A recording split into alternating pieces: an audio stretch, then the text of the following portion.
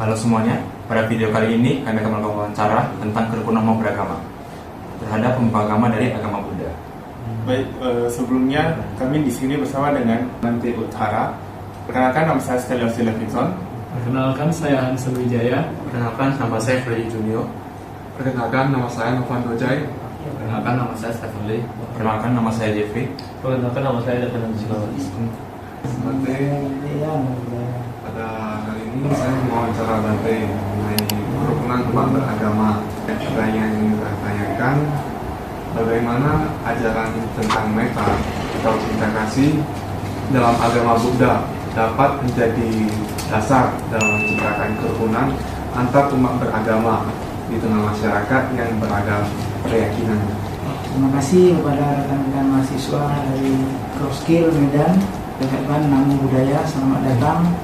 Jadi kalau pertanyaannya bagaimana ajaran tentang metta bisa menjadi landasan gitu kan, dalam kerukunan umat beragama atau di tengah umat yang sangat beragam di Indonesia. Nah, yang pertama kali harus bersyukur pada Buddha, Dhamma, dan Sangha karena kita tinggal di tengah-tengah negara yang cukup kondusif, negara yang memiliki pandangan untuk menghormati semua agama yang ada. Bahkan bukan hanya agama, tapi juga aliran kepercayaan. Nah, kita sama-sama mengetahui bahwa Indonesia sangat beragam sekali suku dan budaya. Meskipun banyak perbedaan suku, budaya, dan golongan di Indonesia, tetapi hal itu tidak menjadi suatu hal menghambat kerukunan umat beragama di Indonesia, khususnya bagi kita umat Buddha. Yang pertama, kita harus memahami apa sih itu yang namanya metta. Kalau di dalam ajaran Buddha, metta itu kan cinta kasih. Dalam Karania Metta Sutta itu dijelaskan satu syair, cinta kasih itu diibaratkan bagaikan seorang ibu yang menyayangi anak tunggalnya. Jadi luas sekali, sangat besar sekali metta itu. Kemudian metta juga adalah salah satu landasan yang diajarkan Buddha. Kenapa? Tanpa metta, tanpa cinta kasih, kita itu tidak bisa hidup berdampingan. Tanpa cinta kasih, kita pasti hari ini akan saling menyerang, akan saling menyakiti. Nah, jadi metta itu adalah salah satu ajaran yang sangat penting dalam Brahma Vihara. Nah, bagaimana kita bisa aktualisasikan metta ini dalam kehidupan yang sangat beragam ini? Pertama, kita harus lakukan metta itu jangan kita jadikan slogan saja, teori saja. Biasa umat Buddha kan sering mengatakan apa? Sabe sata, bantu sukitata. Mungkin kalau kita bicaranya kan gampang kan. Agar bisa menjadi landasan, kita harus menerapkan nilai-nilai cinta kasih melalui Pancasila Buddhis. Nah, ini sangat penting.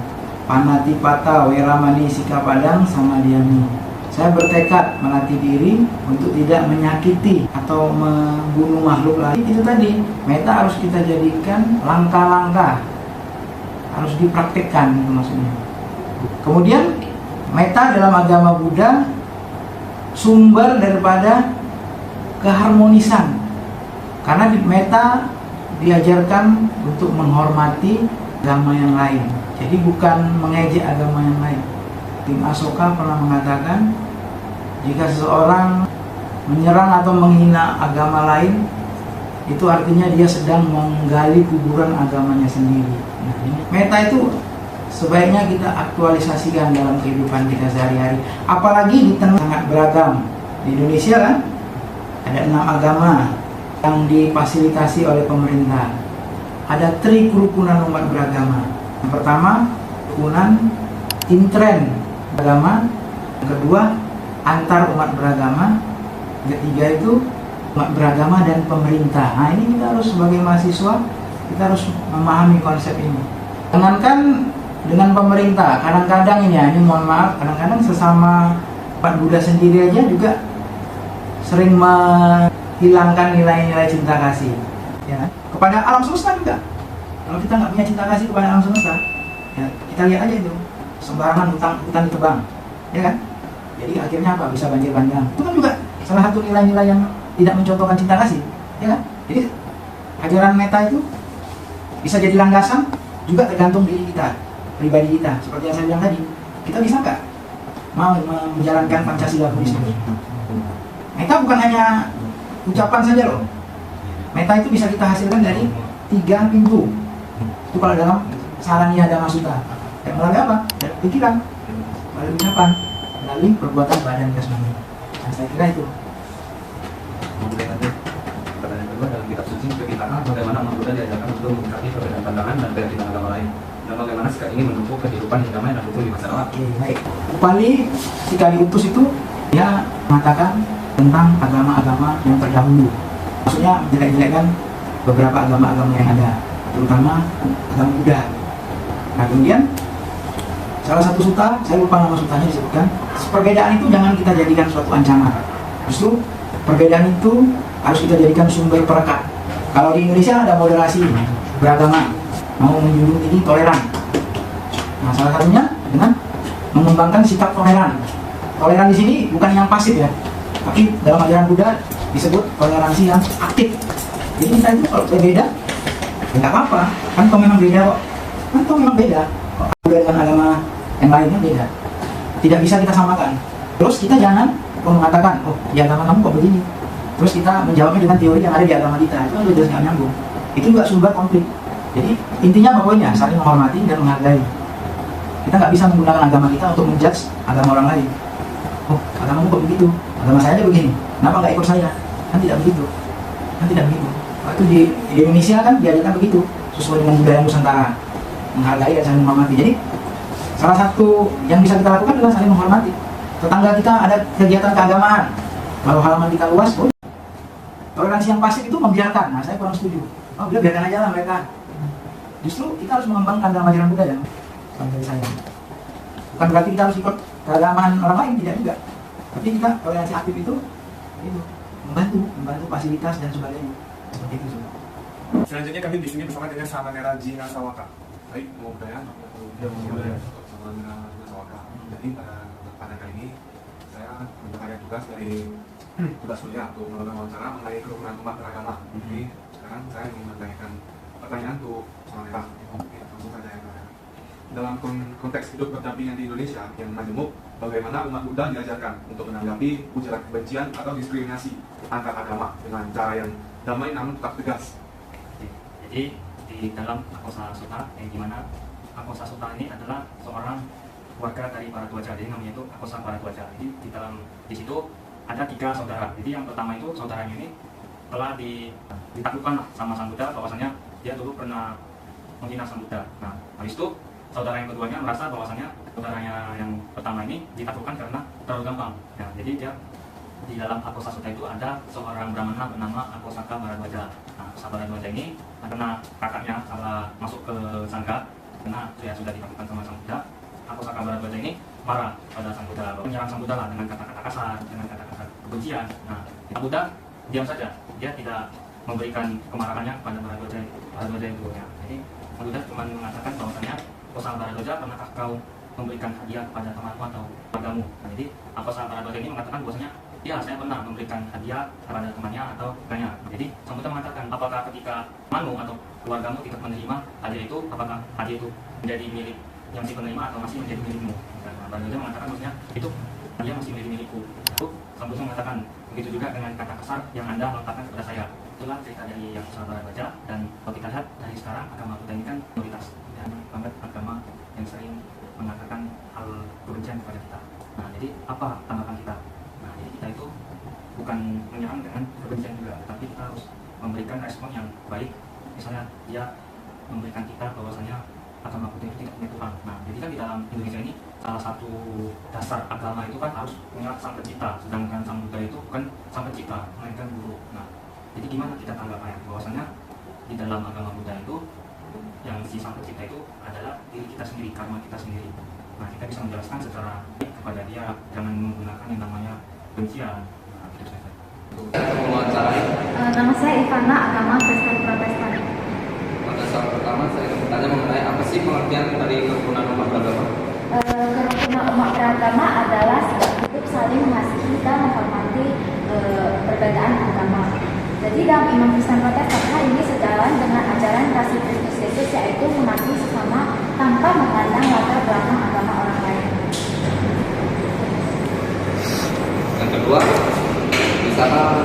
mengemukakan konsep dalam menciptakan kerukunan umat beragama?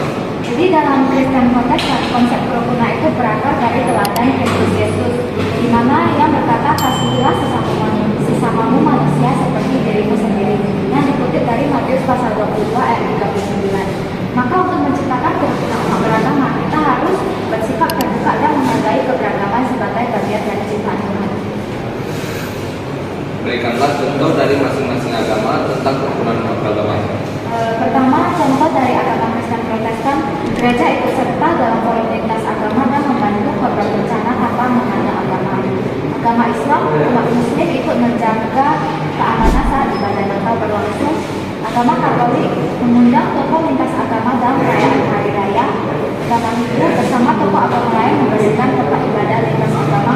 Agama Buddha vihara membuka dapur umum bersama gereja dan masjid saat bencana alam terjadi.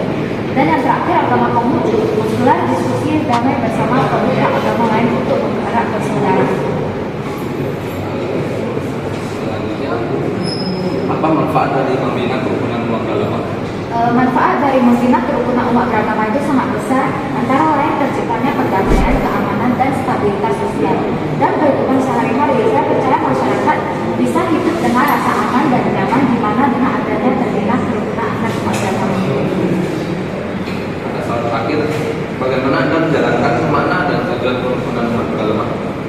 Sebagai umat Kristen Protestan, saya berusaha menjaga makna dan tujuan kerukunan umat beragama dengan menghargai perbedaan, tidak menjaga agama lain, serta tidak memaksakan iman atau kepercayaan saya kepada orang lain.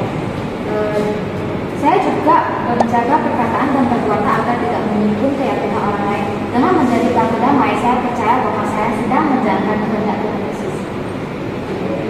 Terima kasih atas wawancaranya. Sama-sama. Pada kali ini saya akan mewawancarai Nama saya Jeremina, agamanya Hindu. pada masalah pertama. Anda apa sih pengertian dari kerukunan umat beragama?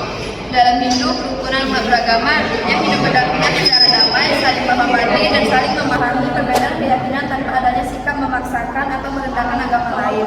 Hindu mengajarkan kita prinsip Vaisudhaiva Kutumbakam yang berarti seluruh dunia adalah satu keluarga. Dalam ini kita diajarkan untuk menciptakan keharmonisan antar manusia, terutama antar pemeluk agama yang berbeda. Bisakah Anda mengemukakan konsep dalam menciptakan kerukunan umat beragama? Agama Hindu memiliki beberapa konsep, yaitu misalnya tato asi, itu artinya aku adalah engkau adalah aku. Ajaran ini menanamkan rasa empati dan kesadaran bahwa setiap makhluk adalah bagian dari Tuhan sehingga harus dihormati. Kemudian ada ahimsa, tidak menyakiti makhluk lain baik secara fisik, lisan maupun pikiran. Berikanlah contoh dari masing-masing agama tentang kerukunan umat beragama. Contoh kalau menurut dari sudut pandang agama Hindu ke Islam, misalnya umat Hindu ikut menjaga ketertiban saat umat Islam lagi beribadah atau pas Idul Fitri maupun Idul Adha. Itu misalnya kita tidak menyalakan suara keras saat mereka sedang beribadah. Hindu ke Kristen itu umat Hindu memberikan ucapan selamat Natal dan membantu dalam perayaan sebagai bentuk toleransi. Hindu ke Buddha itu umat Hindu dan Buddha bersama-sama mengikuti kegiatan sosial seperti bakti sosial atau donor darah tanpa memandang agama. Kalau Hindu ke Konghucu itu saling menghadiri undangan dalam acara keagamaan atau kebudayaan serta gotong royong di lingkungan bersama. Menurut Anda, apa manfaat dari membina kerukunan umat beragama? Manfaat membina kerukunan umat beragama menurut Hindu itu misalnya menciptakan kedamaian dan kehidupan masyarakat, memperkuat kesatuan bangsa, membentuk toleransi dan empati dalam diri setiap umat, dan menumbuhkan nilai dharma atau kebenaran dalam tindakan sehari-hari. Bagaimana Anda menjalankan makna dan tujuan kerukunan umat beragama? Kita sebagai Hindu menjalankannya dengan cara menghormati hari besar keagamaan umat lain, tidak memaksakan keyakinan dan selalu bersikap terbuka serta ramah terhadap siapapun, bersikap adil dan tidak diskriminatif dalam pergaulan sosial, ikut serta dalam kegiatan lintas agama seperti gotong royong atau forum diskusi antar umat beragama. Terima kasih atas wawancara. Sama-sama. Halo, nama saya Stephanie dan kali ini saya akan mewawancarai Bang Suprianto mengenai kerukunan beragama. Menurut Abang, apa sih pengertian dari kerukunan umat beragama? Menurut saya, kerukunan umat beragama adalah kondisi ketika para pemeluk agama yang berbeda bisa hidup berdampingan dengan damai, saling menghormati dan bekerja sama dalam kehidupan bermasyarakat. Bagaimana Bang Suprianto kemukakan konsep dalam menciptakan kerukunan umat beragama? Untuk konsepnya itu kita bisa seperti toleransi, saling menghargai, dan komunikasi yang terbuka, yang dimana artinya kita tidak memaksakan keyakinan kita itu kepada orang lain, tapi justru belajar membuka diri dan menghargai bahwa setiap orang punya hak yang sama untuk menjalankan ajaran agamanya dengan damai. Bisakah Bang Suprianto berikan contoh dari masing-masing agama tentang kerukunan umat beragama? Oke, untuk contohnya itu seperti agama saya, agama Islam, ada namanya rahmatan lil alamin atau menjadi rahmat bagi seluruh alam. Dan di dalam agama Kristen itu ada namanya mengasihi sama seperti diri sendiri. Dalam agama Hindu itu ada yang artinya aku adalah engkau, mengajarkan empati yang mendalam. Dan di dalam agama Buddha itu ada namanya metta atau cinta kasih kepada semua makhluk. Dan dalam ajaran Konghucu ada namanya nilai Ren, yaitu kasih sayang dan kemanusiaan. Yang dimana semua nilai ini menekankan pentingnya hidup damai dan rukun dengan sesama. Menurut Bang Suprianto, apa sih manfaat dari membina kerukunan umat beragama? Untuk manfaatnya itu kita bisa kita mampu membina kerukunan antar muka beragama. Manfaatnya sangat besar. Kita bisa hidup lebih tenang, aman, dan nyaman. Tidak hanya rasa curiga satu sama lain. Masyarakat pun mungkin lebih produktif, saling bantu dalam kegiatan sosial, dan mampu menyelesaikan masalah bersama. Oke, selanjutnya untuk pertanyaan terakhir, apa sih menurut Bang Suprianto bagaimana makna dan tujuan kerukunan umat beragama? Oke, untuk menjalankan makna dan tujuannya itu kita bisa bicara soal damai, tetapi juga aktif menjaga merawatnya dalam tindakan nyata, seperti menjaga ucapan kita, ikut dalam kegiatan bersama lintas agama, dan tidak mudah terprovokasi isu-isu yang memecah belah. Terima kasih Bang Suprianto atas waktunya. Terima kasih. Selanjutnya saya akan mewawancarai. Soal pertama, menurut Anda apa sih pengertian dari kerukunan umat beragama? Dalam ajaran agama Konghucu, kerukunan umat beragama itu kondisi di mana semua orang saling menghormati dan hidup dengan harmonis dan damai. Terus dalam ajaran agama Konghucu, kerukunan ini mencerminkan prinsip atau harmonis, yaitu nilai utama dalam membangun hubungan antar individu dan antar umat beragama. Kerukunan itu berarti menjaga sosial tanpa menghilangkan perbedaan seperti yang diajarkan oleh Nabi Konghucu, berbeda-beda tapi Bisakah Anda mengemukakan konsep dari menciptakan kerukunan umat beragama? Konsep kerukunan itu ada 5 yang utama dalam agama Konghucu. Yang pertama toleransi dalam sesama umat beragama. Terus ada juga di tata krama dan sopan santun. Ada juga di kebenaran dan keadilan. Terus ada juga kebijaksanaan dalam bersikap. Yang terakhir ada kejujuran dan dapat dipercaya. Berikanlah contoh dari masing-masing agama tentang kerukunan umat beragama. Yang pertama, Islam, Muslim ikut mengucapkan selamat hari raya Imlek kepada orang-orang atau umat beragama yang merayakan hari raya Imlek. Terus ada juga Kristen ikut dalam kegiatan agama seperti pada saat perayaan Paskah. Terus ada juga Hindu yang mengundang umat beragamanya dalam merayakan hari raya Nyepi. Terus ada juga Buddha yang memberi makanan kegiatan kepada umat beragama yang Menurut Anda apa sih manfaat dari membina kerukunan umat beragama? kerukunan itu membawa harmonis, damai, terus memperkerat persatuan serta menciptakan hubungan sosial yang harmonis.